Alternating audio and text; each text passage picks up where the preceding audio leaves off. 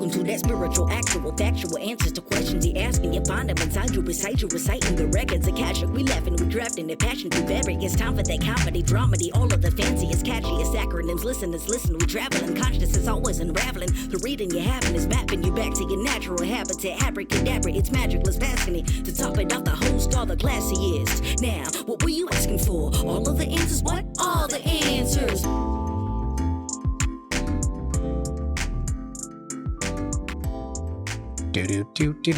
We're here. Hello. Taping podcast now. I answer soon. So this is a nice little segue into we're having our good buddy Safiya come on today. And the reason that's special is because she is signed on to the project, as it were. She is coming on as our booker / producer. She's going to help us level up our whole situation with this podcast, trying to increase our reach, get our visibility out there on the socials and the TikTokies and the grams, and also on getting us some interesting guests, since we have both sort of run through most of our personal networks at this point. I also feel like I could, I know how to go meet people and ask them to do things. I just don't wanna. And what I want to say for the listener on the human design tip is it's like, this is such a generator thing. Cause if you don't have energy for a thing, trying to drag your ass through making yourself have energy for it is not the way to go. You want someone to,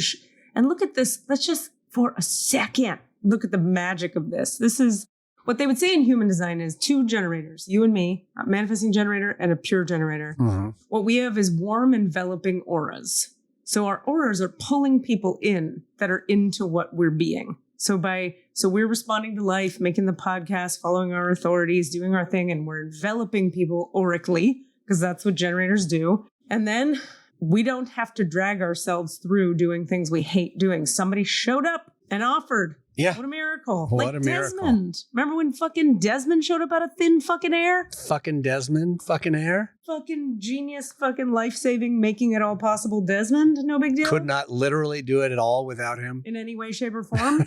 Would be dead on the streets, alone and impregnated by strangers. Wow. That's a terrible thing. That might be overstating the case. I don't want to invalidate your experience, but took it too far. Reeling it back. Pulling it back in. Bring it in, Kate. Yeah. Magic. I love it. And do we know what her design is? Safiya's? Safiya. We can talk about that one. Oh, that's what we should totally do when she comes on today. I can do that shit. All up in the business. On that topic, I was hanging out with Denise last night, and she has recently become obsessed with gene keys. Get ready, Denise. And we were talking about that idea of certain things, certain modalities, whatever, land kind of, and then some of them just grab hold and shake you and won't let go. And you just go. And her thing was with human design. It's yeah, that's interesting. And then she did the gene keys. She's set up. So I read she showed me my profile, which she had run. Fascinating. It's that shit for me is I'll read a paragraph and be I need to put this book down and walk away from the building and do 7 other things for a long time and then come back. Yeah. It's so dense and so spot on. And the other thing I noticed while doing it was, so how with Enneagram, vibing with it kind of pisses you off. You read a thing and you go, God damn it, yes. Yes. And that's how it's on for you. Yeah.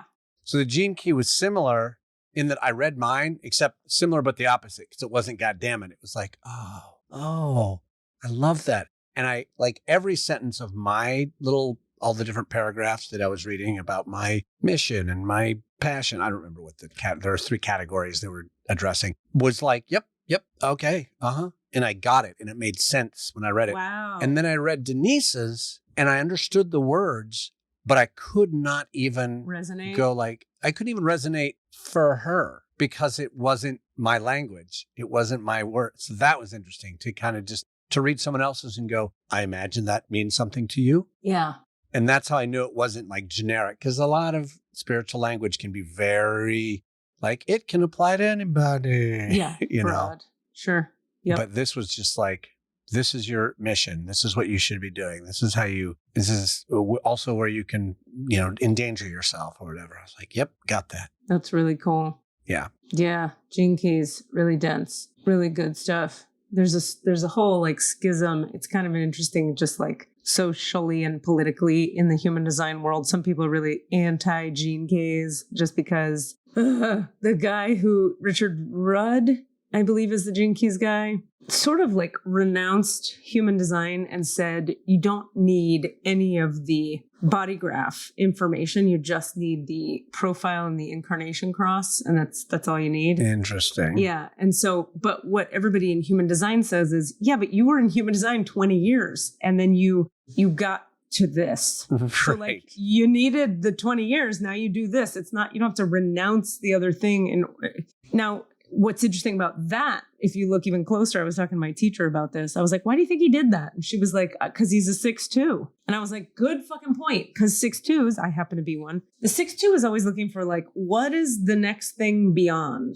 It's like, we're looking beyond this realm into the whole next thing. It's very 6'2-y. It's just like a feature of the type. So, and the hermit role model has to be looking beyond to keep being the role model because you got to be a step ahead. Right? Right. But not out of obligation, just because that's what they're doing. Anyway, so I thought that was an interesting observation. It's like, that makes total fucking sense. 6'2" would be like, I'm done with this. What else is there? Anyway. Yeah. I could really use a revisit to my gene keys. It's come up a bunch lately, so that's a nice little sign for me to look again, you know? Yeah. Dig it. I'll dig it. Dig it. I wish I could remember the details, and she didn't email it to me. I might need her to send it to me so I can actually spend some more time thinking about it, because we just kind of read through it in fun and be like, oh, that's cool. That's interesting. Was she reading from the book or? No, she had bought the book and read it. Like, I mean, I'll tell her story, which was she woke up at 2 a.m. and Spirit was like, get on Amazon and order this right now. Like, she was like, why am I doing She was seized with, you need to read this book now, and decided to do it and got it and read it like right away. But then I think she was running our stuff off of some website that might be connected to the book. I don't know. Maybe she has. That's exciting. Yeah. So, there was a thing that looks not too dissimilar, but it uses all the I Ching. It really focused on the sort of I Ching of it all. There's a bunch of trigrams and stuff in the diagram that they showed. Yeah. I deleted, like, I'm not kidding, like 300 things too. 300. So I don't know what else to do. Yeah. That may be I sent you a little article, which was not probably that helpful, but it might be also onboard memory, like active memory, as opposed to like hard drive space. You might be able to get that expanded. Like you might have 4 gigs of RAM and you could get 8 if you went to the Genius Bar or something like that. Oh, okay. Or so it'd be increasing what I believe is called RAM. If only I lived with a tech person. Oh, wait. Oh, yeah. Ask him about that. Yeah. Yeah. Anyway, Gene Keys seemed fun. Are you looking at it right now? I'm pulling up things, and then I wanted to see something, and then I realized, I have both these books. I just need to look at them again, except that they're in my damn storage along with 900 other things I need right now. So I'm shaking my fist at the camera. Curse you, Cube. Kid Pod. You convenient pod. Shout out to UPack. The letter UPack.com. It's like a cheaper, I paid half the amount you would pay for a pod, but it's a pod. Right. And you get 2 small ones instead of 1 big one. And it's much more affordable. They're just the competition, and it works well, and I like them. And will they drive it across the country at some point? Yeah, as soon as I'm like, sure, here's another $2,500. Like, wow. Yep. I'm still paying off my break the lease early fees. Jeepers. Yep. So you gotta pay to make big moves. I love living in the modern world. The water world. The water world. I live in the water world. Looking out this window, all kinds of water. So, Katie, you've been back in California for what, a week? 2? God, let's look at the calendar. Yes, a week. Wow. Talk to me. What's going on? How's it feeling? How's the soul? How's the clarity? Let's see. I prefer the frequencies here to the frequencies on the East Coast a lot.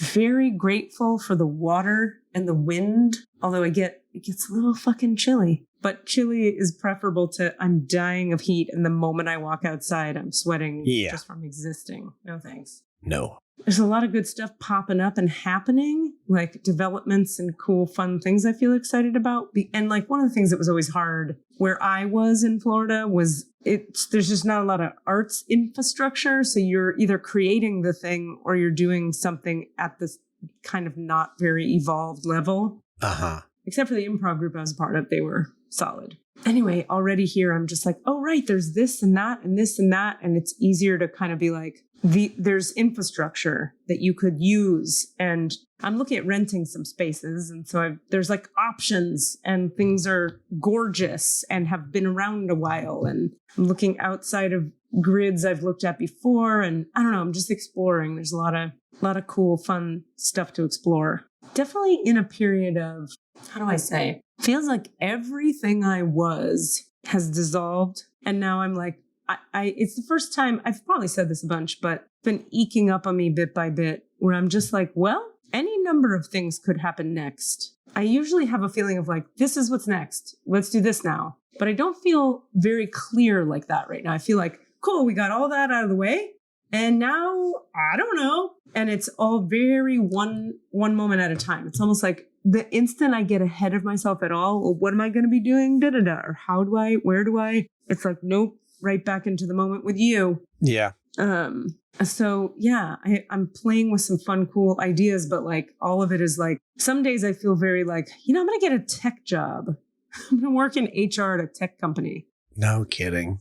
Other days I'm like, not at all. I'm going to run a theater company. Other days I'm like, we're just going to focus on the podcast and grow that. Other days I'm like, my healing business only. And then I'm always like, well, maybe it's a little bit of all of it. But even that doesn't read, which used to read. That used to be the thing with me when I was in the Bay. It was always like, do all of it. Now it's like something else is about to land. It just hasn't.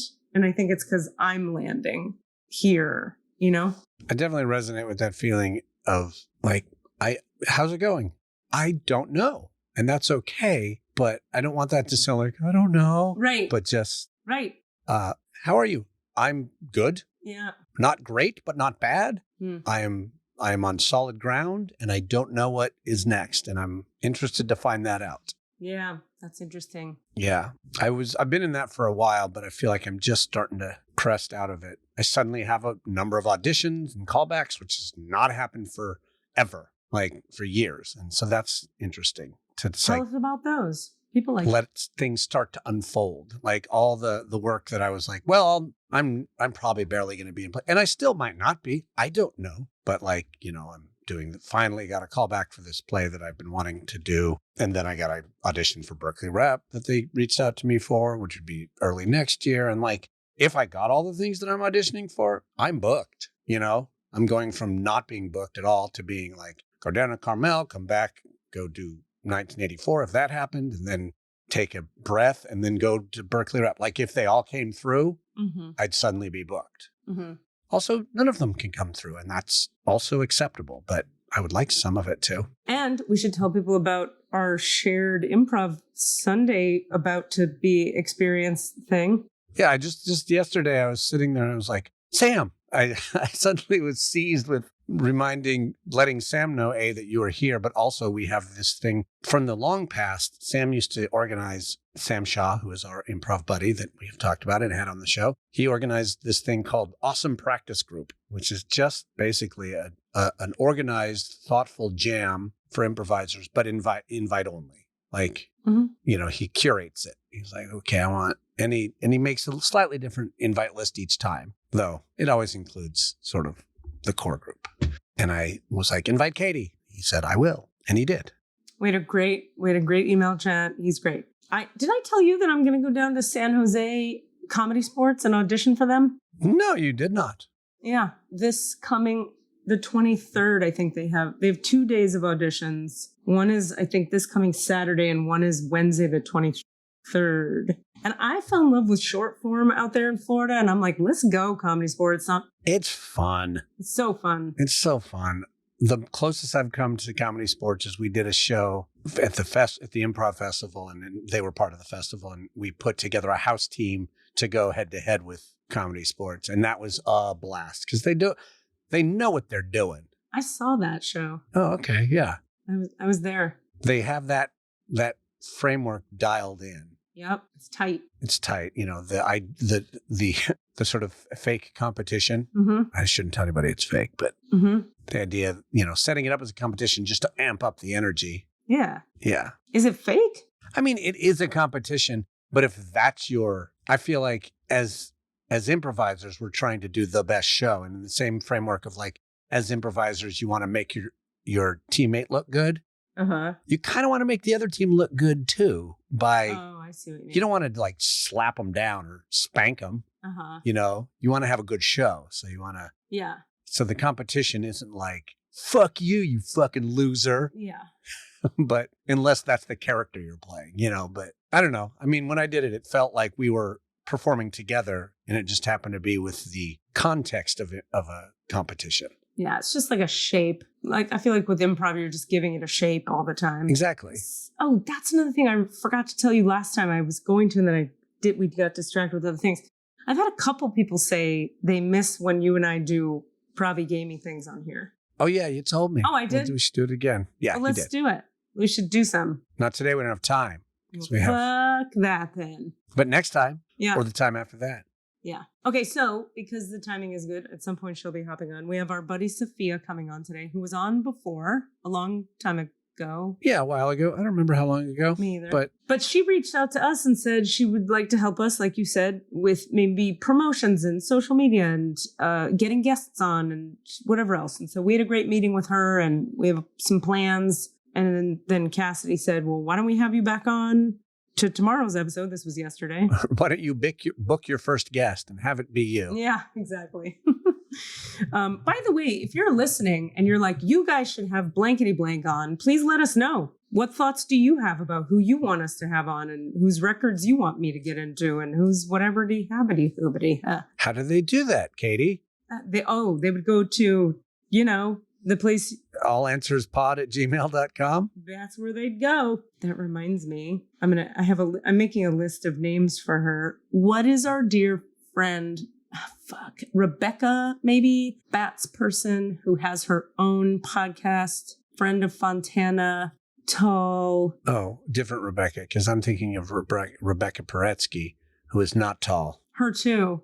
No, her too, but we should have her on. Paroshki would be great. Rebecca Her name's Paretsky, but we used to call her Hot Paroshki because we saw it on a sign once when we were doing a show with her. What's this other person I'm thinking of who used to be the AD of Bats? Yep, can't think of it, but I know who you're talking about. I'm going to write Bats AD, lady, wonderful person. Okay, great. Here she is. We're letting her in, everybody. That's it. Here she comes. Oh, look at that picture. Oh, boy. That's a nice pic of you. Let's see. Thank you. Even better. Oh, creepy. Now there's a creepy picture with... Now it's creepy because I just did this today. For the listener, in the background of her Zoom window is Michael, what's his last name? Scott. Michael Scott from The Office peering through the slats at her disapprovingly. Oh, my gosh. Okay, none. There we go. That's better. So we just introduced you. We told everybody the whole thing about our chat and your offer and yesterday. And we're like, and she's here and she's back and she's been here before. Yay! LA extraordinaire actress, woo-woo friend, listener of podcasts. FOP. You're a good FOP. And now you are a POP. Yes. Friend of the pod. And part of the pod. I've heard you say that. Ah, Part of the pod. I like that. I like it. Pop. I get to be pop. Oh, that's good. You went from being a fop to a pop. I think a pop is preferable to a fop for sure. For sure. For sure. What's going on? Safiya, do you tell us, okay, since we've had you on before, we asked you this question before, but I mean, I don't know. I'd love to hear a little update on what's going on with you spiritually lately? What's your relationship to all that? And then we can open your records and do whatever the hell you want. Yeah, let's do an update. Last we met, podcast listeners, I was deep in, I think it was 2021. I was still mainly acting in things. I mean, the biggest thing is since then, I have a job. I go to an office 9 to 5, like a muggle. Like I'm just like regular. I have salads at lunch. Yeah. It's crazy. Did you do that? Did you actively go, okay, pandemic screwed everything up, I need to get a job, or did it come after you, or what's the story for how that occurred? I think all of us were, especially who do what we do, we're like, I can't do what I do anymore. Like, that's crazy. Like, and I did some teaching during that time. I did some other stuff, but it was hard to find, like, I don't know, something that was going to be more consistent. And I've actually struggled with this my whole entire career. I've always wanted like that job you could have where like you could do it, but then you could also still do your other thing. Mm-hmm. And like you didn't hate the job, you actually liked it. Mm-hmm. And you could also do the other thing. I found like chunks of it, standardized patient work or this other thing that was like, oh, this is cute or this is cute, but it was never like consistent. No, those are just bill payers that right augment the theater and film. Augment the thing. And so so part of it was like that piece. And then also wanting to really like slow down a little, like not have to take every job. Like, you know what I mean? Are you like, yes, if you're only making your money from your art, that means you may not want to do a thing, but you need to do a thing because you need a check, you need the weeks, you need the thing. You need the health insurance. That's the stupid chase that dragon. Ugh. Yep. And so I was like, this is frustrating, yo. Like, this is hard. And I had a friend who worked at this company and she just was like in town. We hadn't seen each other in a super long time. And we had breakfast and she was like, you should work for my company. And I was like, why? I don't know. It'd be great for you. I think it'd be good. I think it'd be really good. And I was like, well, what could I do?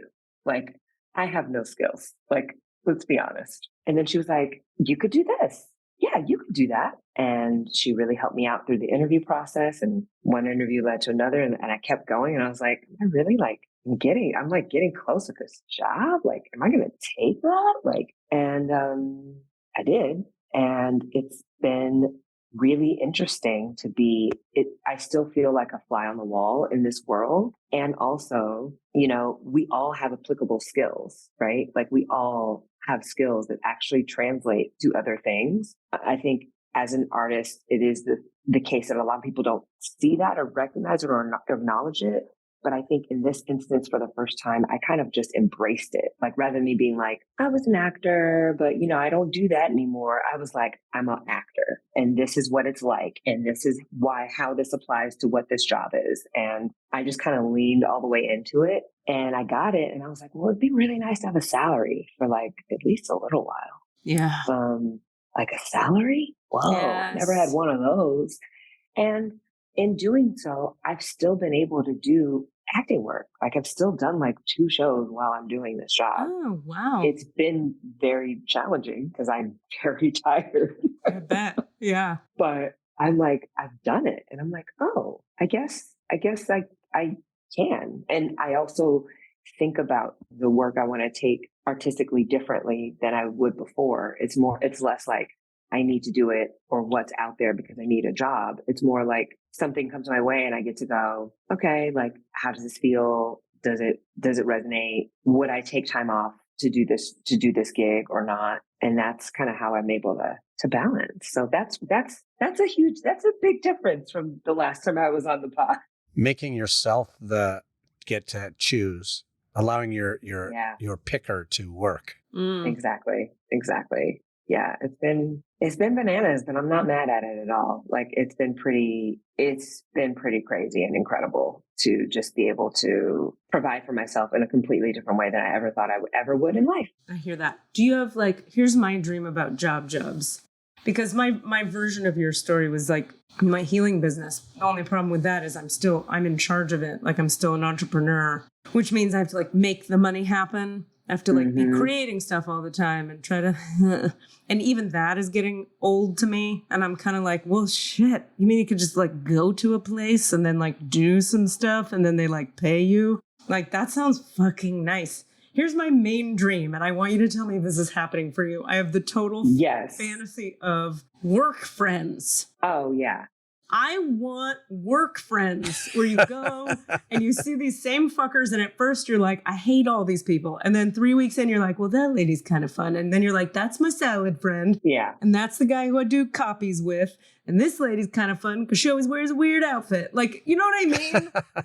Work friends is real, Katie. I mean, especially for you who works solo, work friends is real. Here's the thing though, like it's super real. Like you have your work bestie, like I have my work bestie. It's like, this is my work bestie. We're married. We take care of each other. We tell each other everything. Like, you know, we can talk about other things. And then you definitely have work friends. It's super real. But regular people are hard, you know, they're hard nuts to crack. You guys know that. You work with regular people. I tried dating some for a while and it never worked.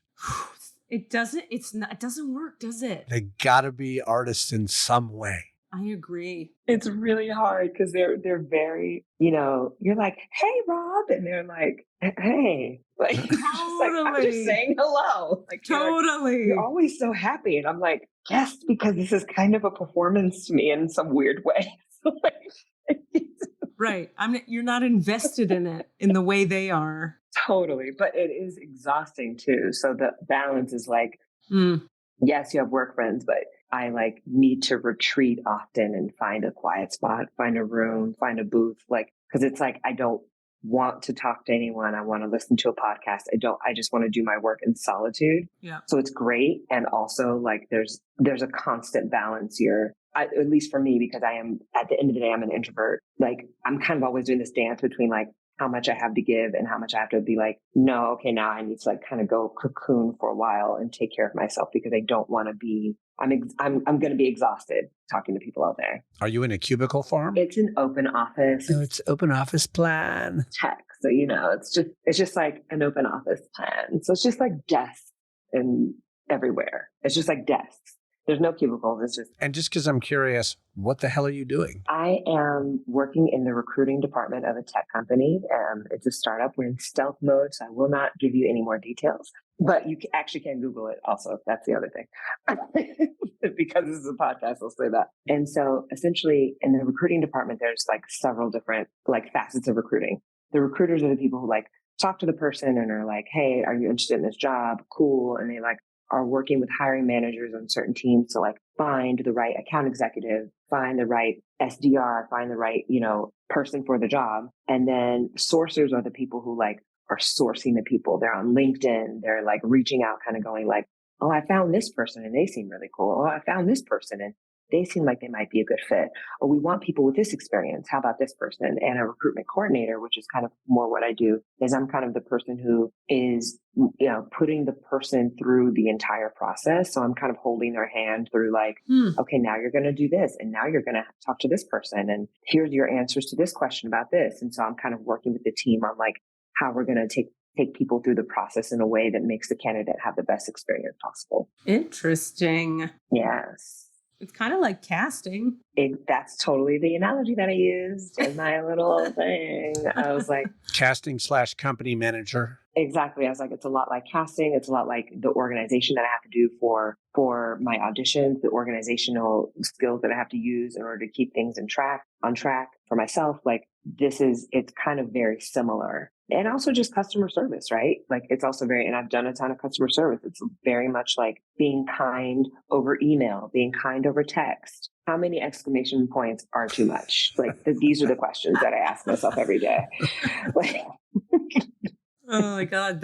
I live with that question too, even as someone who isn't inside. 100%. I was like, hey, great to hear from you. All caps, 3 exclamation points. For me, it's like, if you end one sentence with an exclamation point, you can't end the very next sentence with an exclamation point. Oh God, I always do. You got to get a period in there somewhere, and then you can throw on another exclamation point. But I think women are in general, women are more exclamation pointy because we're trying to be kind. But for me, it's genuine. I'm just an Aquarius. We're like weird, friendly weirdos. We just are. I know. I had a healing teacher say one of the energies that is most misunderstood by 3-dimensional beings is enthusiasm. Yes. People think enthusiasm is like uncool and not grounded, and it means you're spacey and you're going to fuck stuff up. That's like corporate, weird, trainee, whatever, masculine patriarchy nonsense. Yeah. You know? That's so real. And it's like, I think that's a good call out, because it's like, I'm like, oh, it's this female thing we do to compensate or da, da, da. And that might be like a tiny part of it or one aspect of it, but it is also like genuine enthusiasm. I do want to, like, if I was talking to you, I'd be like, hey, so what's up? Yes. Well, what happened? And those all have exclamation points after yes. them. Oh, trust. I lead with an exclamation point. First sentence of every, hey, Safiya, I'm excited to meet you later today. Exclamation point. And then I have to be like, I can't do the next sentence. I just got to do one with a period. But don't you guys think to be a theater person, we sort of have a built-in exclamation point behind everything a little bit? It's like what makes you theater ready? Unless you're an emo theater person, in which case it's a lot of ellipses. Yeah. That's good. There is somebody in the theater community who communicates in lowercase. And I think that I always find that interesting. It's very Eeyore. Very Eeyore. I'm thinking of all the actors I know, and I'm like, oh yeah, that one's in that camp. That one's in that camp. You don't get a lot of musical theater actors that are lowercase ellipses people. This is fun to share with you guys. I did sign up. I was surprised that I did this, but I did sign up for an audition. God, kill me. Put a fork in me now. Where I have to go to a dance call. Oh. At the end. And I fully responded. I was like, hi, I am Equity. I would like to come to this for this specific role. I am not a dancer. I can dance-ish. I do not want to tap for you. Is there a time I could arrive at which I would not have to dance or tap? Thank you. Good day. Like, I give no fucks. This wonderful woman writes me back and she's like, hey, we get it.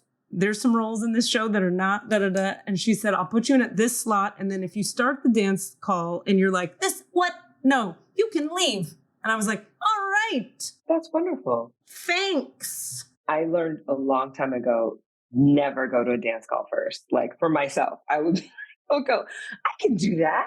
I can do that stuff. And I'll go and be like, just the most awkward. The problem is I can sing and I sing well and I would like to do a musical. So I'm like, I'm going to go there. I will wow them with the singing. I will do 2 minutes of the dancing and then I'll be like, oof, I gotta go, because I actually do. I have another thing after. So like, yeah, I gotta go. And if they don't book me for that, I don't give any fucks. Do you get to do the singing and acting first? Yes. Okay. Then we're good. Then you're fine. Yeah. I went to one. So my friend had hooked me up with this audition. He was sort of coordinating the casting, I guess. And he sent me all the links. And there was even like a dance demo thing. You know, they had a tape of the combination you needed to learn. But then like the next day, he was very clearly sent me like 2 or 3 messages saying, don't worry about the dance. You don't need to do the dance. Don't do the dance. You don't even worry about it. Like I hadn't even asked, but he aggressively told me not to worry about the dance. I get to the call. I'm in the wing. So the person before me goes out there. Our friend Jomar, who I did not know was a hell of a dancer. I just didn't know that. He is full of so many talents. Man, it's a secret. He's got secrets too, because he doesn't tell you anything. So I'm watching him just destroy the dance. I'm like, okay, well, that sucks. That's fine. He's auditioning for a different role. I'm going to go out there and do what I do. And then they said like, okay, which order do you want to do these things in? And I was like, well, let me do the song first, get that, and then do the scene. And then they're like, and then we'll do the dance. And I was kind of like, And my buddy is sitting out there in the audience and he doesn't say a goddamn word. He threw me under the bus fully. And I just said, you don't want to say I was told not to. Like, that just sounds like a lie. It's just like, well, I'm not very familiar with the dance, but I'll do my best. And then she sort of taught it to me in the moment and it sucked and it was awful. Gosh, that's awful. It's awful. My full plan at this thing is to monologue, song, and then be like, hey, I'm so sorry. I can't really stay for the thing. I gotta go. And then be like, it's cool if it doesn't work, but like, I just want to kind of, okay, bye. I've always wanted to work at this company. So like, and it's a handshake. I don't care. I don't want to wear the fucking outfit and the shoes and you got real dancers in the room. It's like, I don't have bankers come in to sing a song for you. I don't make, you know what I mean? A lady who's a seamstress do a monologue. Why do you make me stay? It's not, I'm coming for the role where it says in the play description, this lady doesn't dance. That's the role I want. What's the problem? 100%. Oh. I think there's some power in that too, because like, if you can say, oh no, I'm not going to do that, that's fine. Yeah. then they don't go like, because otherwise they saw you do the song, they saw you do the monologue, and they were like, she's great. Oh, she sucks. Like you lose points. Whereas if they never saw it, you might not lose those points. Right. Except that I don't suck. I just suck enough less. Like I suck enough. Right. You're still losing points. Yeah, totally. No. Anyway, so you have a job, back to Safiya, have a job, learning about that, living in LA. By the way, which part of LA are you in? I forget. I'm in South LA. South. I mean, I could say it's so interesting when I tell people who are like native Angelinos, you know, if I say Jefferson Park, they're like, oh, we used to just call that South Central. I'm like, yeah, that makes sense. Like it was all just kind of one thing before. But yeah, I'm in South LA. I love it. That's great. Okay. And then is the workplace close to there or do you commute? I commute. It's not super close, but it's not that far. I mean, I'm a little lucky. I try not to tell people at work where I come about my commute because it's pretty good. It's pretty good. I mean, yeah, it's not too bad. I don't have to like have a major slog, which was good when we started coming back into the office. It was like, this is a pain, but at least it's a little bit less of a pain. Yeah, that's fantastic. Because living that, like thinking of you living that LA life, I've lived it. And a lot of it can be freeway heavy. You did? Yeah, I did 5 years down there, man. That's such a long time. What was it like for you? Well, I lived in, I can't count so many neighborhoods because you've met me before, but also because I couldn't get to so I lived in Mar Vista, which is over by Culver City. I lived in Hollywood. I lived in Santa Monica. I lived in La Crescenta. I lived in Studio City for a while. I moved down to Orange County, down to like San something, got some job down there. And then I moved to a different part of Orange County. Every single time I was moving, I was trying to make LA work for me. Yes. I had a sort of a community I was sober and I was going to a lot of AA meetings. So I had that community going on. And I had some people from the Bay that were up there at the same time. I always felt off with the area, and I could not click in. I was always ready to hang when people were going to bed, or I was like ready to do a fun thing and people had already done it, or I didn't want to hang with people when they were all going to the beach. It just never worked. And there was this moment where I had a breakup. I was dating someone. I broke up with him. I realized like I needed to no contact with him. I needed to like break it off. And he was trying to be buddies. I think I was 38. Yeah, because I woke up on my 38th birthday and had a revelation, which was, I got to get the fuck out of here right now. Because like my mortality hit me. It had never hit me before. 100%. I just was like, oh, you're going to die. One day you'll die. And is this what you want to have done with your time? Yes. And I'm telling you, within a week, I had packed my shit and I was driving on the Grapevine to Sacramento, where this is a little good story for some people to hear, because when certain things are correct, man, things fall into place. I got back to Sacramento. I told 2 people I was back. I lived on my favorite street in town. I got an apartment nobody could get. I just walked in. There was a sign. There was a line of people. He picked me. I don't know why.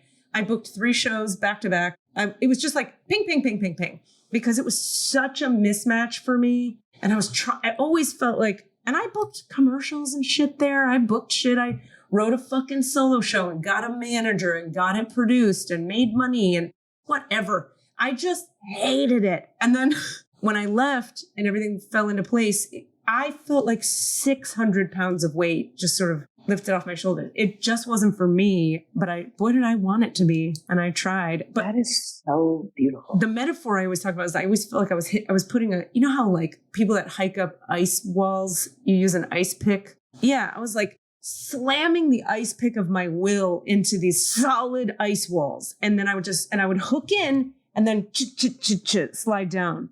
And then slam with the force of my will and then slide down. And I was like, why am I doing this? Why? There's a river and it flows downstream and I could be floating on it. Yeah.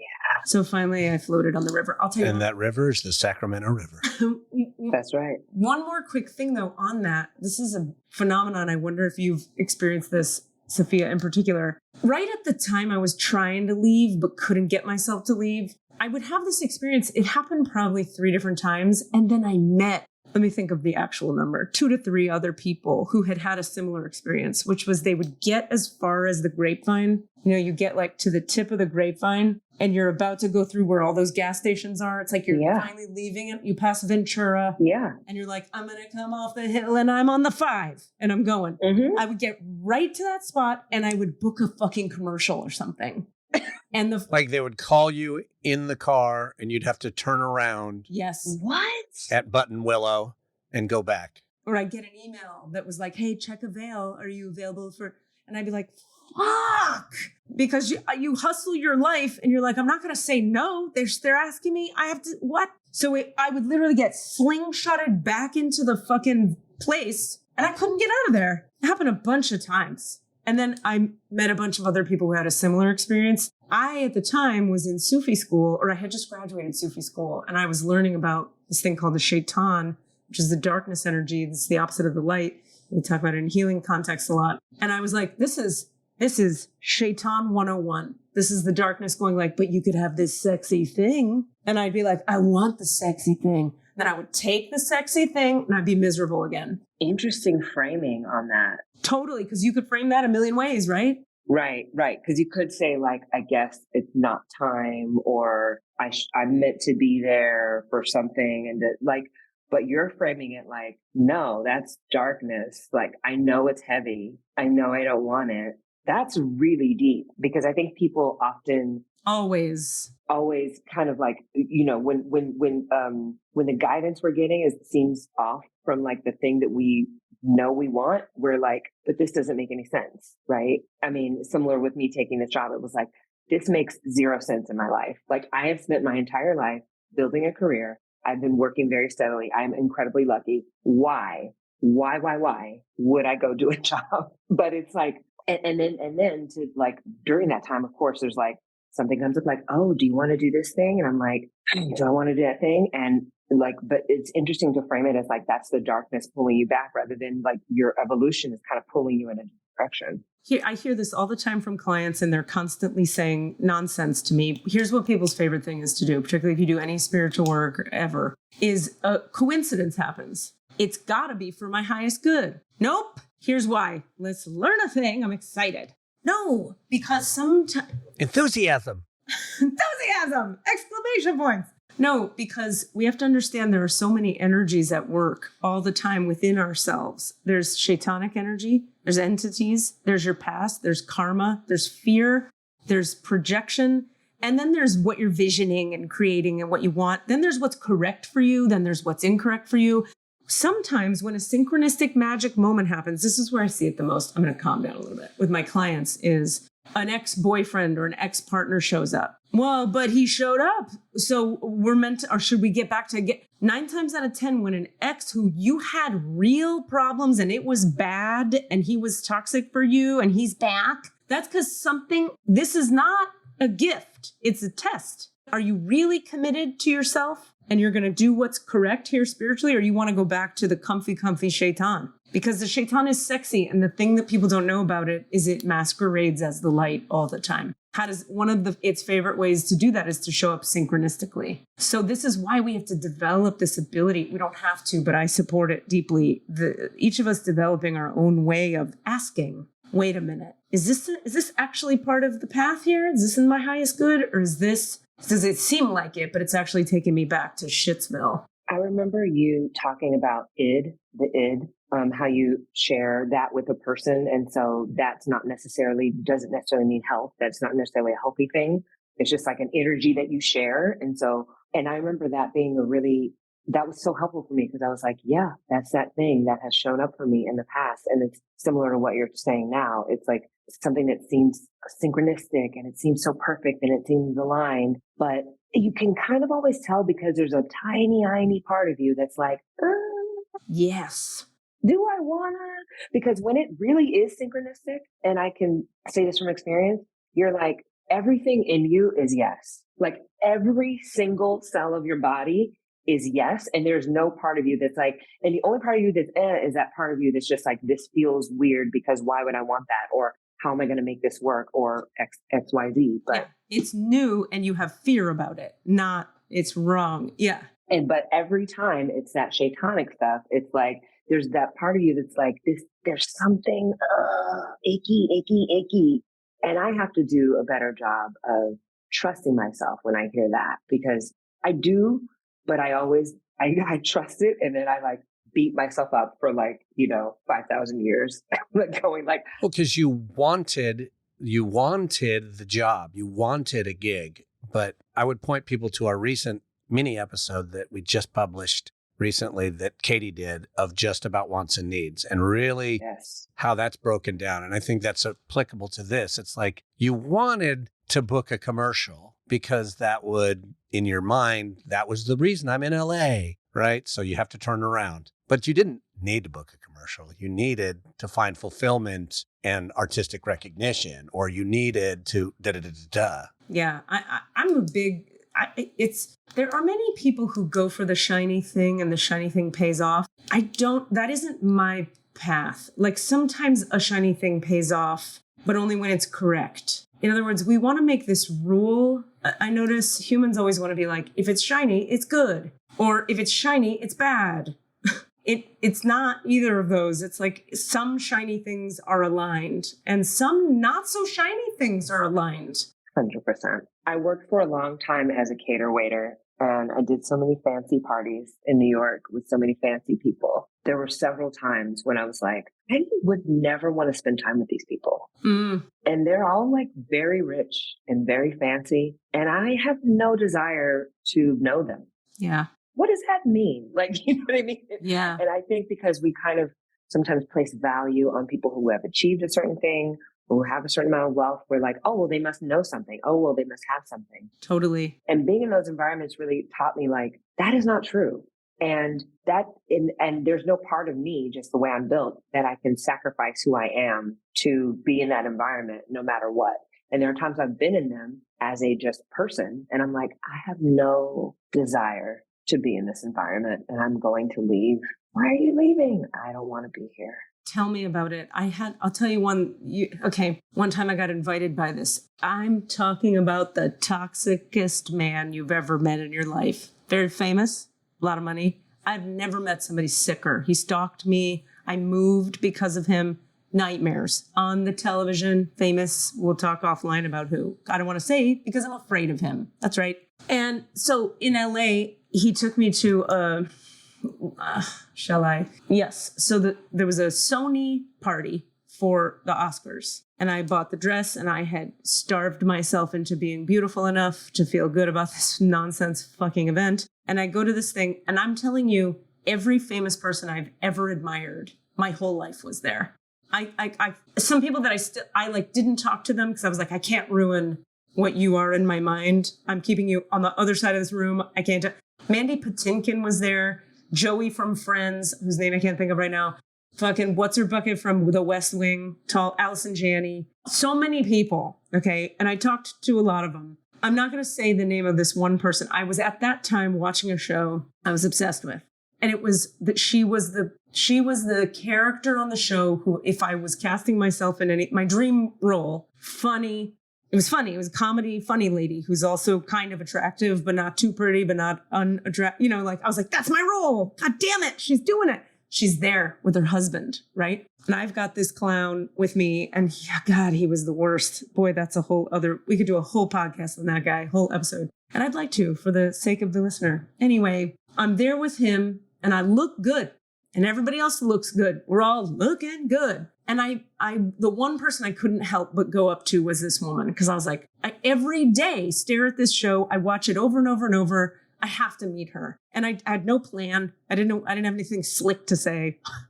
Just went up to her and I was like, I'm sure people approach you all the time. I'm so sorry. I'm obsessed with the show. You're so fucking good on it. It's really nice to meet you. She was so miserable and mean. Oh God. She was like, no. She looked at me like this. I can't do it with words for the listener, but she was like, oh, well, thanks. And I was like, I mean, really, you're my favorite character and I watch it all the time. And I'm sure you hear that all the time. She was like, not really. Then she started to dart her eyes around the room, like really like, I guess I should be She looked so uncomfortable, so nervous. Her husband was like, I don't know what to say. This is weird. We continued talking. She was sort of like, I guess I should be polite, but she clearly didn't want to talk to me. I watched her the rest of the night because I thought, maybe she's just weird with this rando who approached her because what are you going to say, right? This woman was like clinically depressed. You know, I'm a little fucking psychic. And I was like, wowza. She's a dark, dark lady with a lot of trauma. Whoa. Now, after that event, because I was so like, I have to be crazy. There's no way that's real, right? Because I'm programmed by America too. Like, there's no way the rich, famous lady doing the funny role on the TV for all the money is living your dream life living my dream life is unhappy. That can't be right. Projection. I started to follow her on the socials, and I was so like brainwashed by the whole thing that I was like, I will like this social media. I will like it. I hate everything she posts. Everything she posts is like which spa she went to and like how her nails look and her kid. I kept thinking, wait. She's a funny, edgy comedy lady. She's just like doing the Hollywood thing because that's what you do in Hollywood, but she's laughing at it too. No, she was fully bought in and shiny smiley on the Instas. I met her. She is not shiny smiley. Whoa. You got to type her in the chat just because I'm too curious. Yeah, I will. Yeah, I am. You need to break our heart real quick. Wow. I know. Isn't that a trip? And then, yeah, it's not, no, that's not true for everybody. You know who is the shiniest, smiliest guy is what is the actor, Joey from Friends? Matt LeBlanc.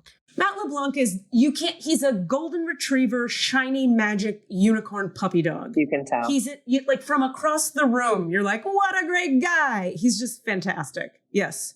That's so important to know, like, because everyone thinks like, oh, if I had that, I would be boo, boo, boo, boo, boo. Yep. And so many people, I remember when I worked at Starbucks, somebody came in, yeah, I can say their name. It was because it was like a zillion years ago, Kirsten Dunst, and I never cared, but she came in and I remember she was like complaining to her friend about how like, I have to lose weight because for this role. And I was like, Kirsten Dunst? Like, she's this big. She's what?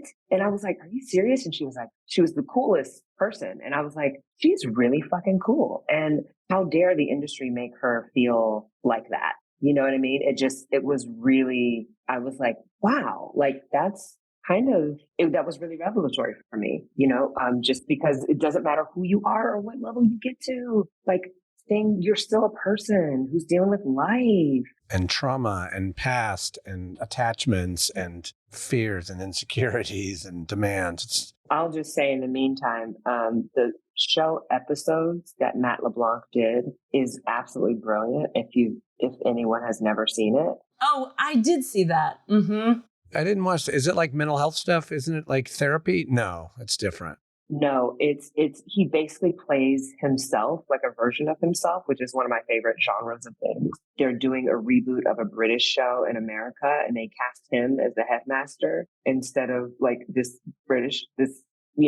person they should cast.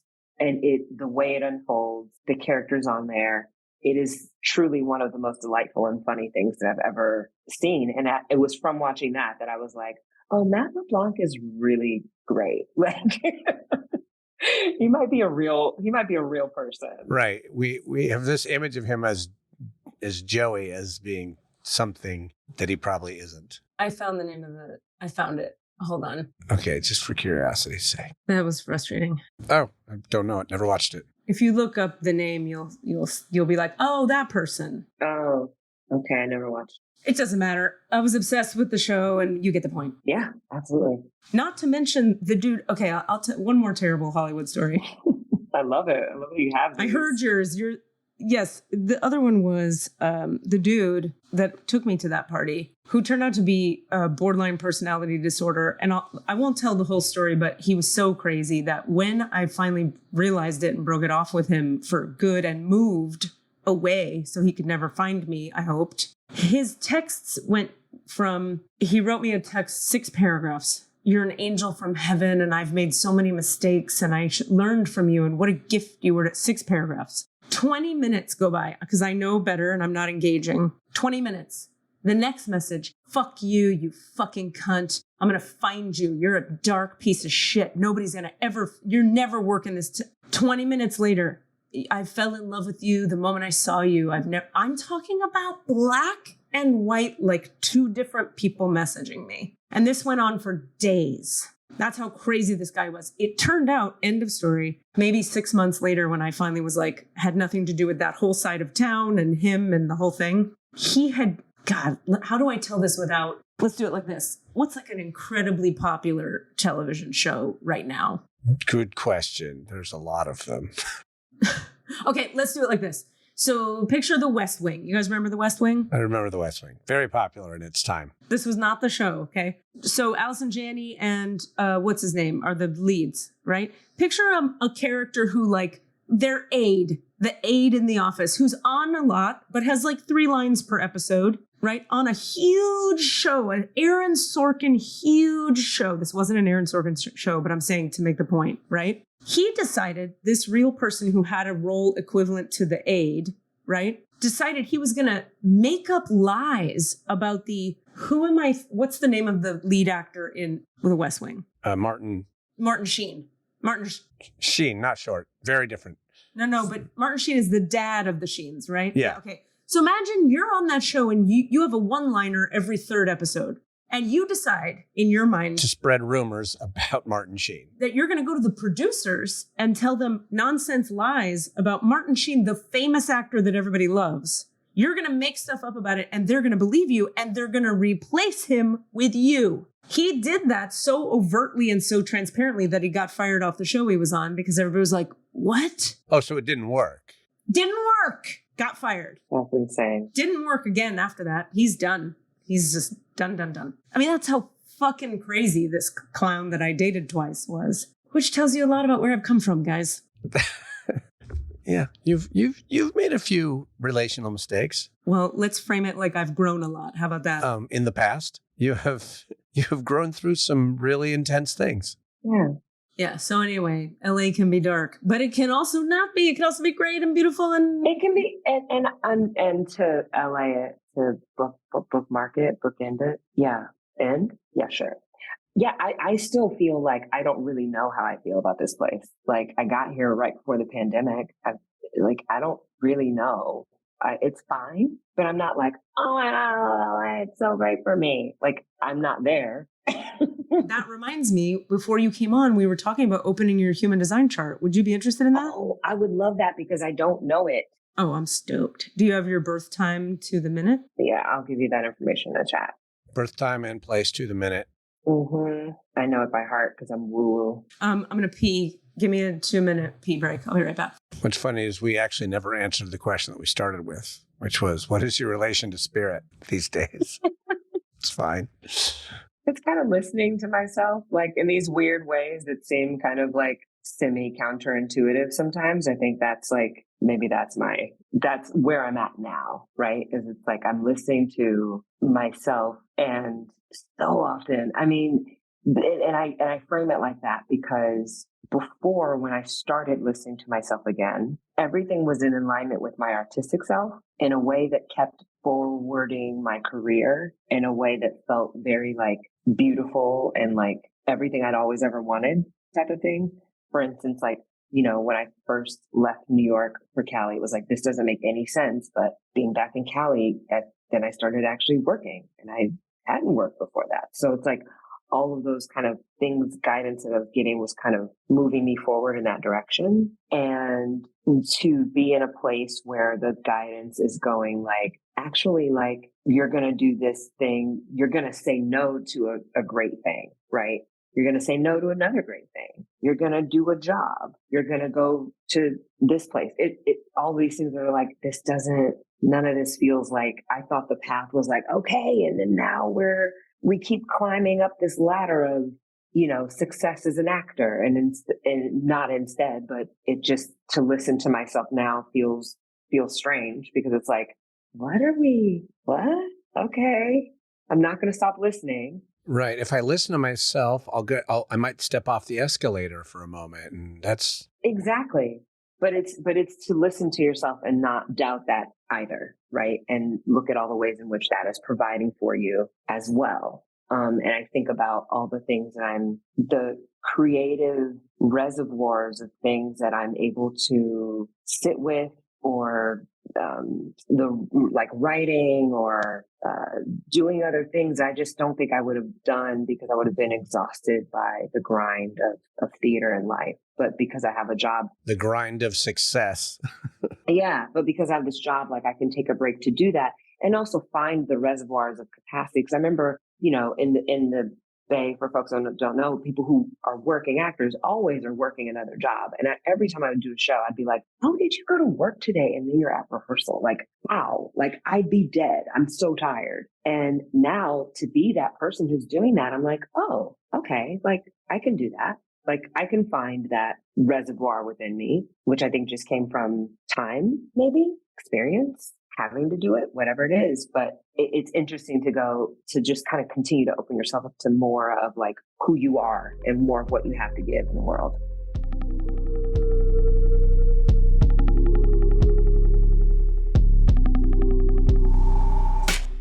Oh, what's up? Rami here. So something really interesting about my experience recently doing this musical Noise in Vermont was that it was a really hard process, and we didn't have enough time or resources. And there came a moment where the cast said, "No more. We are not going any further until we have had a meeting with no creative team present, in which we take as long as we need to take and process as much as we need to process. And this entire building we are holding hostage until we have taken as long as we need to have this meeting." And everyone was kind of on board. Like, everybody else in the building was like, "Yes, you need this meeting. Okay, this is really inconvenient, but we will give you this time. We don't have much time, but we know we have to give you this time." And they did. And then I, as the equity deputy, as the as the representative, I then went to the creative team with sort of our demands, our loving demands. Okay. So amazing that in this day and age, that is a thing that can happen, right? That is, we had so little time to put on this show, and yet we're like, we're fucking taking this time, even though we have no time.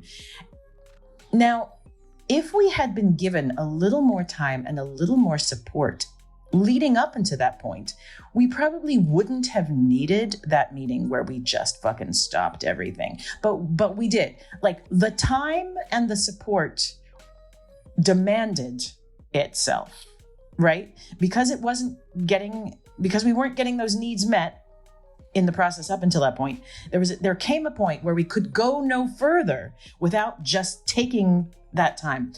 Unfortunately, it was a little bit late for us, and we were a little bit broken already, but, that's what it is. Okay, now, here's what I have to say. Here's what else I have to say. And I'm not kidding, the last 3 plays I have worked on have had this happen.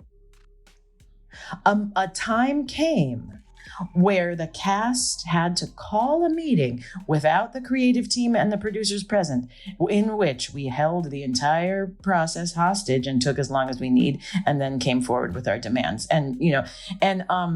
So what is that? What does that say? Isn't that crazy that in the last 3 plays, that exact thing has happened? Okay, yes, I am a common denominator, but I am not it can't be me. But so it says something about the era we're in, that there is a level of empowerment where the cast feels they can do that, and where the people in charge feel that the cast can ask for that, right? There's something there. It absolutely is connected to something about the culture of Gen Z too. They're like, we will not stand for this. We are empowered. We will take what we need. There's something there. But God, it's so fucking fascinating. Also, a common factor in these three productions, aside, this is the time we're in, this post-COVID time, it is also that in all three of these cases, the group of performers were cast to some degree, because of our identity. So they wanted us for our identity, for what we had to give because of our identity and because of our skills and whatever. But the institution was not quite ready to give us the individual support that maybe our identity comes along with. That might be a little bit vague, but I am standing by that statement. I think that statement makes sense. Anyway, so that is another thing that is interesting, like that's happening. So first of all, American theater is dying. Well, white American theater, white majority American theater is in the process of dying. I'm currently in Minneapolis right now, and there is an Asian theater company here that my friend is performing in. That's why I'm here. That is 30 years old. It's doing pretty well. And there's a Black theater company that is even older that is doing very well right now. But that's because their systems historically the whole time have been different than the white institutions of the majority of white American theaters. Anyway, so American theater, which is white American theater, let's say, is in the process of dying. And so all these things are like, everyone's just trying to figure things out and trying to make things work. And it is uncomfortable and weird. And there's a lot of this stuff happening where, yes, we were wanted for our identity, but the system wasn't ready, right? But the system wanted it, but the system didn't know what all came with it. Stuff like that. All right, this has been long enough. 6 minutes, Rami's rules. Okay, so you were saying, the reason I thought of to ask you this, Safiya, about have we looked at your chart? Let's look at your chart, is because the way you were talking when you were like, LA's fine. Is it fine? Is it do I love it? There's that. That is this center right here, the G center being open. I was like, either you have open solar plexus or open G.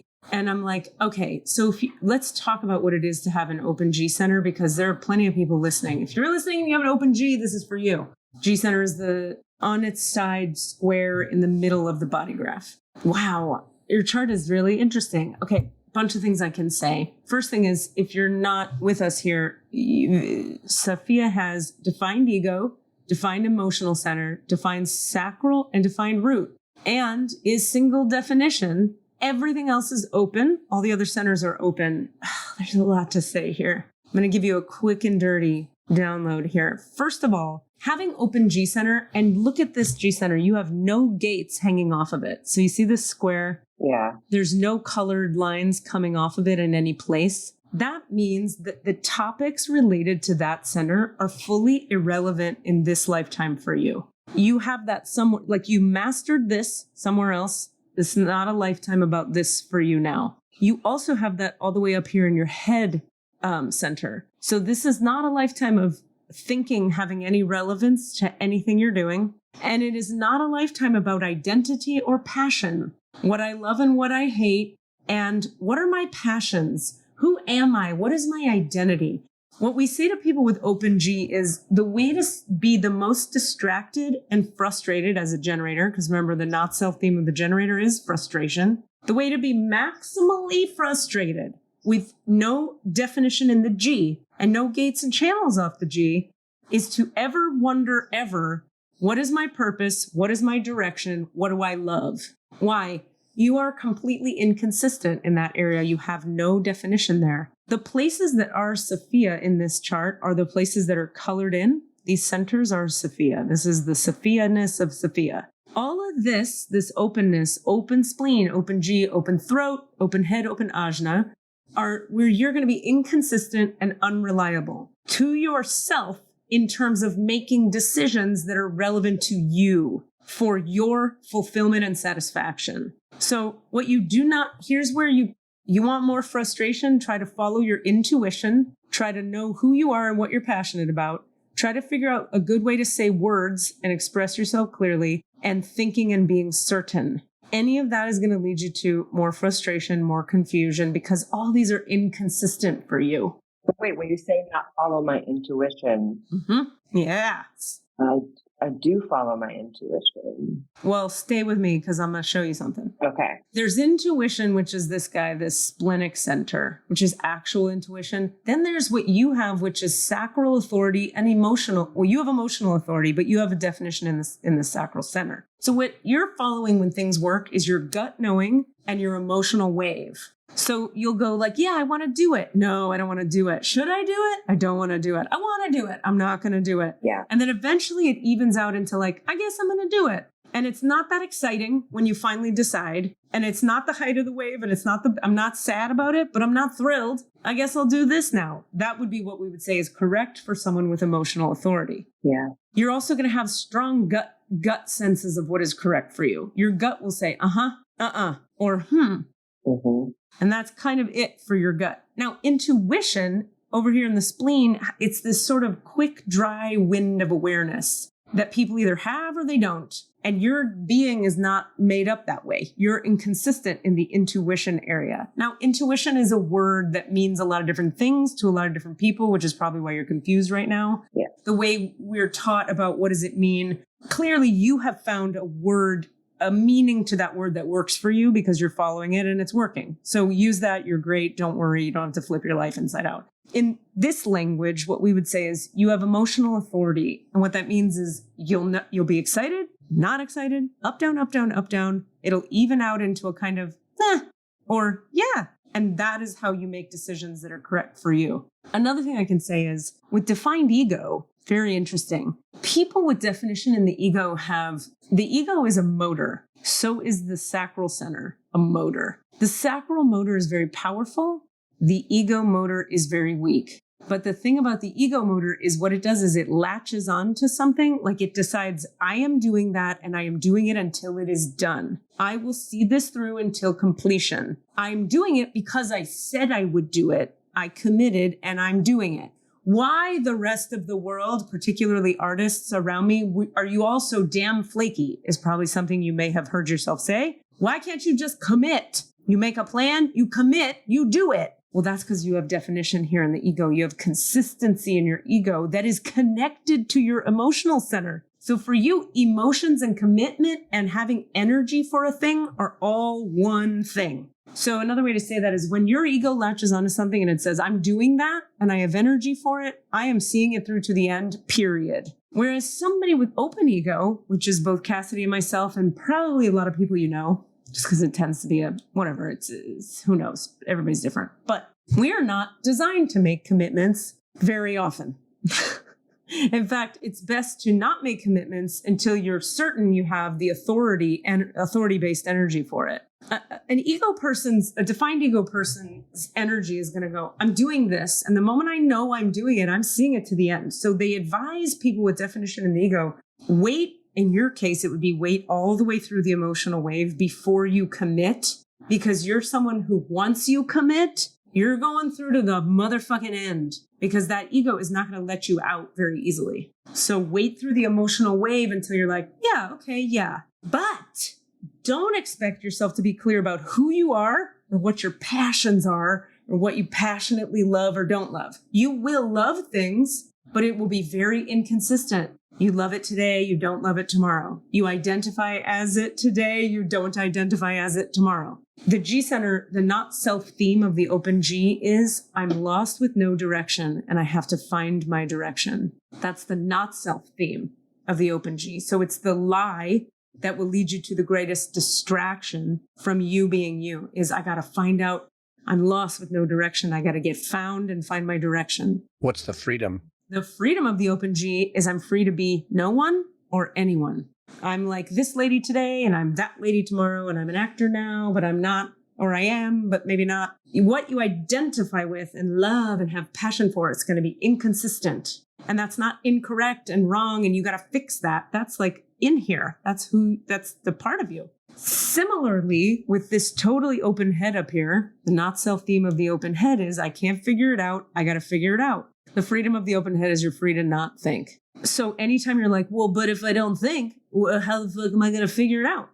The answer would be you would follow your strategy and authority, which in your case is respond to life and wait through the emotional wave until you have a sort of neutral based clarity. So it's a low body, gut level, emotional level response system that you have, not a think it up, figure it out system. Pretty accurate. Yeah, okay, good. Last, I'm just going to review the not self themes of all these open centers because you have 5 of them. Not self theme of the open ajna is believing in certainty. I'm anxious until I'm certain. Mm-hmm. That's a distraction. Yep. The freedom is I'm free to be uncertain. I don't know how I feel about LA. Sometimes it's this, sometimes it's that. Throat, open throat. I'm invisible if I don't say words, so I better figure out how to say words so I'm not invisible here. Yes. The freedom of the open throat. I'm free to be silent. Don't you feel so much more peaceful when you just don't try to say words? I was very shy as a kid. Like I didn't talk for a really long time. People thought like, is she okay? But it was like I would talk around my family, but I didn't talk to people. And I was also painfully shy, but had I known at like whatever age that is, like you can also just be quiet. And it's like no one was like, it's fine. You don't have to talk. Yeah. That part. Yep. So not self open G, just remember I'm lost with no direction. Freedom is I'm free to be no one or anyone. Whoever today I feel like being, that's fine. Because there is no consistent identity and no consistent passion. There will be identity and there will be passion, but it comes, it goes, it changes, it flows. Who knows what it's going to be today? Lastly, this guy, the spleen, is having an intuitive sense of what is healthy for me, like touch, taste, smell, sound, the senses. What is healthy for me? This is inconsistent here for you. The biggest teaching, though, that we teach people, which I bet comes up for you, because I think if I recall, you might be a 6 on the Enneagram. I was told that, but I don't know. I think I am. Okay. Well, with open spleen, the not self theme is out of fear, I'm holding on. And the freedom of the open spleen is you're free to let go, meaning you'll struggle with letting go. In other words, because there's going to be a strong tendency to hold on out of fear. Very, very true. Very true. Very true. Very true. Now, when we're looking at, okay, great, that's everywhere that's not helpful to us. When I lean into the freedoms of each of these open centers as I get a lot of peace. But that doesn't answer how do I make decisions that are going to be fulfilling for me? Because as a generator, you're here to be satisfied. Yeah, exactly. Yeah. So how do we get a satisfied Safiya? We're going to lean into this definition over here. We're going to trust when the ego latches on, and we're going to latch. But we're not going to latch until we've waded through the emotional wave. We're going to listen to the gut, and we're going to value the gut knowings of things, but we're going to wait to choose what the gut says to choose after the emotional wave. And you're going to be someone who has energy to take action to a certain degree because you've got this root. Now, most important, also another thing, this is interesting, is you have single definition, which means all your defined centers, 1, 2, 3, 4, they're all connected by gates and by channels to each other. So your root can hear your solar plexus, which can hear your sacral, which hears your ego. Single definition people can get their life purpose done without needing someone else to come in and bridge their split. Split definition people need, like, think of Rami's energy, how they're very contained and they just do their thing and it works. That's single definition. Yeah. Whereas Cassidy and I are both people who have split definition, where I literally need another person to come into my aura to bridge my split so I can literally do the things. Interesting. So it's not like you don't need people, because humans need each other, but you don't need them to do your things in life. Well, it's interesting because I've always felt like, gosh, why doesn't anyone help me? Like that kind of like, I want the connection of sometimes like people or collaboration in a way that like, I just don't super experience in this life. And I'm like, that's so interesting. Like I want that, but maybe I don't. Well, this is more about the aura. Remember, all this is happening on the auric level. So it's like what people are reading off of you probably is you're pretty self-contained. Yes. They are definitely reading that.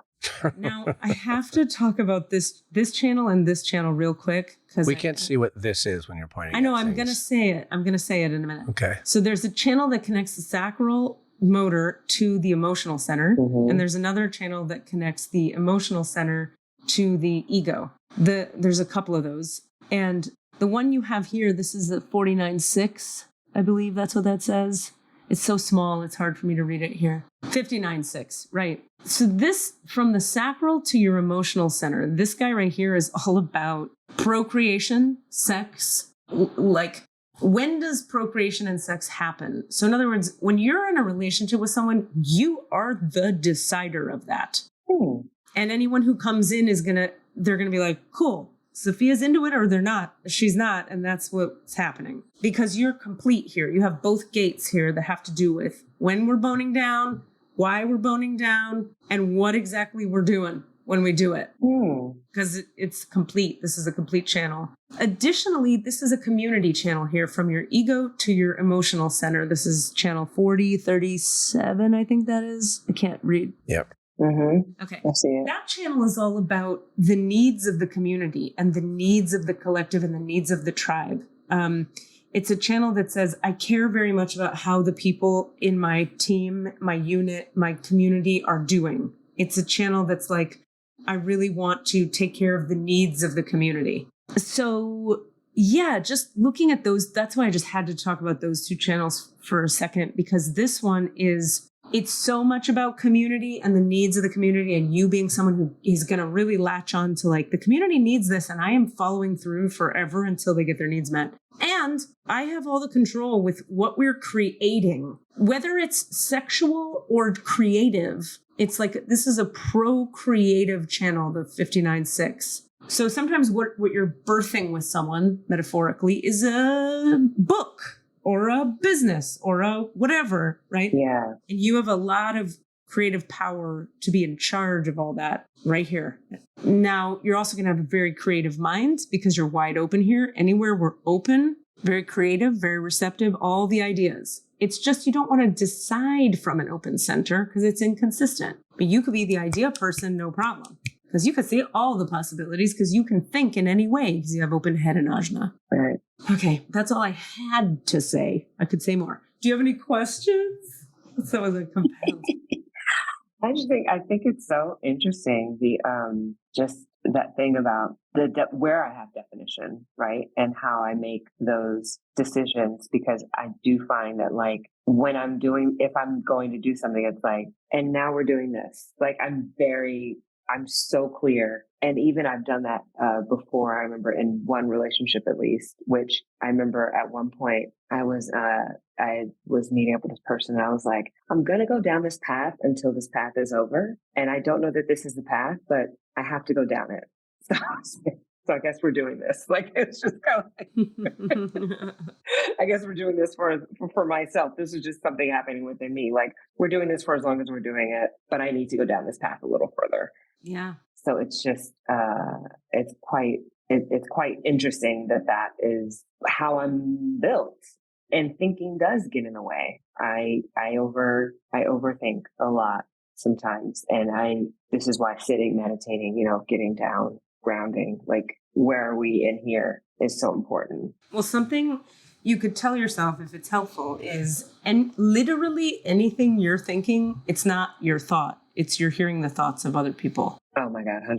Lord Jesus. So like, thinking is useless for you. It's actually useless. Like, you're free to not think, but when we say you're free to not think, we mean like, you'd probably do better not to think. In fact, just respond. Listen to that emotional authority. It's going to be loud. And I guess, yeah, but like, respond is basically not, I kind of read that as like responding to outside stuff. Yes. But is that what it is? Or is that responding to me? Like, when it says the authority is to respond, like, what is that? No. So your strategy is respond. Your authority is emotional. Yeah. So the strategy, it's an important distinction. That's why I'm overemphasizing that it's not authority, is because strategy is like, everyone in America is taught to be a manifester. Manifestors are here to think up a thought at home with no stimulation around them. Just, I'm sitting at home and I go, I'm going to start a shoe company. and you go out there and start a shoe company, and your strategy is to inform. Hey, everybody, we're starting a shoe company. Follow me. Generators, which are 60% of the population, you, me, and Cass, are not here to sit at home, think up an idea, and go make it happen. We're here to respond to life. To be honest, we're like, if you really get granular, we're here to respond with the manifestors. The manifestors are like, I built a company called, what company do you work for? Can't say. I'm not going to say. That company. Oh, I need a person who does this thing. And Safiya goes, I think I'll take that. Am I taking that? I'm taking that. That was a response to reality. You didn't invent that company. And that we would say is correct for a generator. It's kind of like how I got here with y'all, right? Like correct. Responding, going like, right. This feels like, I'm gonna. Like, I'm not going to start a podcast, but I might want to help with it. I often say that about things. Yeah. Let's look at this real quick because I want to get us all out of here in 4 minutes. Can you open this guy, Cass? I'm sorry, now I can't do it. The left angle cross thing. Thanks so much. All right, so this is your incarnation cross, which speaks to like, what does the day-to-day of a Safiya animal look like when she is functioning correctly as herself, following strategy and authority? Your energy is to seek a break from the existing communities and groups that are built. By living in a community, one makes bargains and sacrifices in order to please everyone, such as taxes paid so schools can be built. At some point, the community realizes that it can't please everyone. Your energy is there to be the voice to identify that the compromise has gone too far and we need to move on and begin to build again. Your voice contributes to the community building process. Ever find yourself in this role? All the time.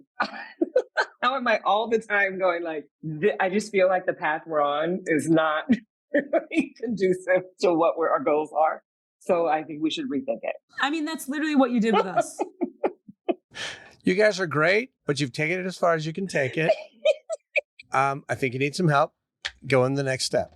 I think this is what we should do. And this is the day-to-day of a Safiya when a Safiya is functioning correctly as itself.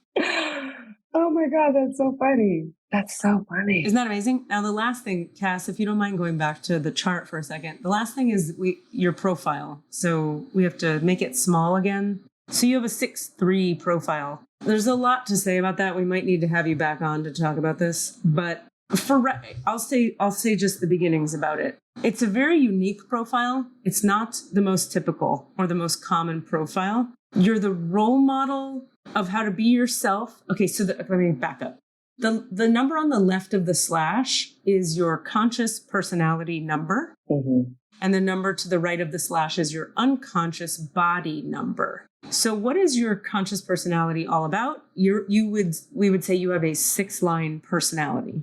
What is your unconscious body about? We would say you have a 3rd-line body. So this is what your body and its aura are doing, whether you like it or not. It's what they're doing all the time. So we'll start with your body because this is unconscious to you, okay? A 3rd line is iterative. It's trying this and then that and then this and then that. It's iterating on themes. The 3rd line becomes a master in this life of what does not work. So how do you learn what does not work? You have to let a 3rd line body make their mistakes. If you don't bump up against the wall and fuck up and fall down and try this and try that, you can't learn what does not work. So one of the biggest pieces of advice we give to people with any kind of 3rd line in their profile, but particularly in the body, since it's unconscious to you, is there could be a real way that you could judge yourself for needing to iterate on a lot of things. Let me try it like this. Now I'll try this. Now I'll try. Why don't I just know? Why don't I just know how to do it? Or why don't I have the best way already? Some people just naturally blah, blah, blah. Well, you can't because you're a 3rd line body. And thank God you can't, because when you're at the 3rd portion of your life after age 50, because you have a 6-line personality we'll talk about in a second, you're going to come off the roof and you're going to be a master of what does not work. Do you know how valuable it is for people to be able to come to a role model? By the way, your personality, role model. And what are you a role model of? You are a role model of being yourself. Yes. Uh-huh. That's so true. That's so true. Yeah. And that's what people see in you first. The personality line, you have a 6 line. It's a tripartite life, 3 parts of your life. I'll talk about what they are right now. But the overall deal with being a 6 line is you are the role model to the rest of the people of what it looks like to be really true to yourself. Meanwhile, your body is iterating on everything, being very creative, by the way, because the 3rd lines are very creative. They're trying this, they're trying that. Oh, it could be this, it could be that. I could try this, I could try that. And by the time you're 50, if you've done your work, you're going to come off the roof as the role model of how to be yourself and know exactly what does not work, bitches.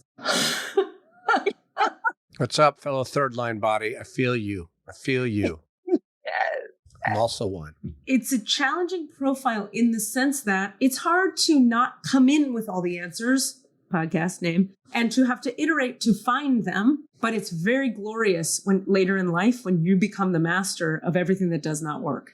Now, lastly, I'm going to talk about, because I got to hop off now, but the tripartite life of a 6 line personality, first third of life, trial and error, trauma, difficulties. Second part of life, all the way from 28 to 50, 23 to 50, 23 to 50 is processing, grieving, dealing with, integrating everything that happened in the first third. Woo! Ain't that the truth? And then, and there's a way that as a 6 line, you can feel like removed from the world, like kind of like you're watching the world from behind a pane of glass. Yes. And when you're 50, whoosh, you get brought off the roof. And you're going to feel like, holy shit, I'm now in this shit. I'm in the world now as a master of being myself and what does not work. And think about how relevant and useful that is to be someone who knows how to be themselves and knows what does not work. Amazing.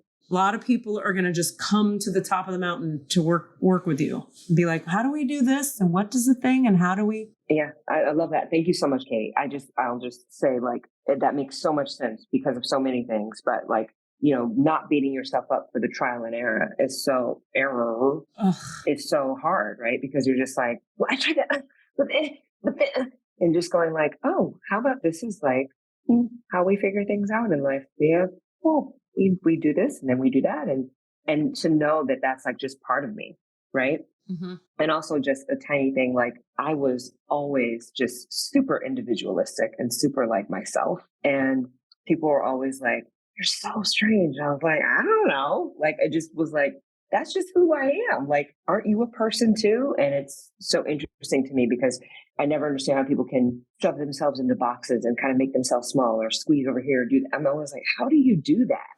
Like, I don't understand how a person takes part of themselves and squishes it away so they can do this other thing. Because it just doesn't exist in me. And it doesn't exist in me, Katie. Doesn't exist in you. Yeah, and it's hard sometimes to know what's going on with those other people. Why don't they understand that? Because they're not that. Exactly. I mean, it's very frustrating to be a 3rd line body because you're out there going like, y'all, I know that's not going to work. Why are you? It's every time I listen to the news, which is why like sometimes I'm just like, I can't. It's just like, you're all doing it. No, that you're wrong. That's not going to work. Yeah. I love you. Oh, this is brilliant. Thank you so much. My pleasure. Thank you. Happy to have you. Thank you for being your incarnation cross and contacting us and telling us what we need, because you were right. I did it. And you did it. And we're excited and lucky to have you in our lives. Thank you so much. I'm so happy to work with you guys, and I'm just excited about everything, about y'all. And I was so like giddy yesterday. I was like, oh, this feels good. This feels good. So I love that. Thank you guys so much. And great job, Cass, for being like, Safiya, you should come on tomorrow. That was like such a good call. Yes, that was brilliant. Well, I figure you should book yourself as the first person you book. Exactly. Exactly. Okay, I'm going to hop. You guys are the best. I love you so much. Love y'all. Talk to you soon. Thank you guys. All right, bye. Do your work. Do your work. Do your work. Do your work. What are you asking for? All of the answers? Say what? All of the answers? Yeah, all the answers. Hey guys, thanks for listening. We'd love to hear from you. Please email us with your questions so that we have questions to answer in the Akashic Records. Our email address is allanswerspod@gmail.com. That's allanswerspod@gmail.com. And if you'd like to find us on Facebook or Twitter, it's @allanswerspod, @allanswerspod. Thank you. I'll allow it. I'll allow it. Mixed and edited by Desmond McNeese for We Mixed It, LLC. Go to whatsoundsawesome.com